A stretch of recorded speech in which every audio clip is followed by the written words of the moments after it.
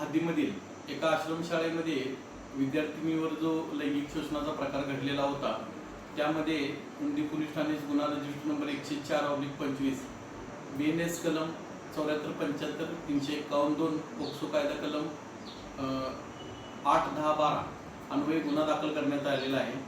सदर गुन्ह्यामध्ये सदर आश्रमशाळेचा मुख्याध्यापक हाच आरोपी असून त्यास आम्ही तात्काळ अटक केलेली आहे। सदर गुन्ह्याचा तपास आम्ही स्वतः करीत असून आरोपीला जास्तीत जास्त पोलीस कस्टडी मिळणेकामी माननीय विशेष पोक्सो न्यायालय सांगली येथे आता हजर करीत आहोत। तसेच माझी इतरही पालकांना आव्हान आहे की कोणाच्या पाल्यासोबत असा कोणताही प्रकार घडला असल्यास त्यांनी कोणाच्याही दबावाला बळी न पडता उंडी पोलीस ठाण्याशी तसेच आमच्याशी संपर्क साधावा।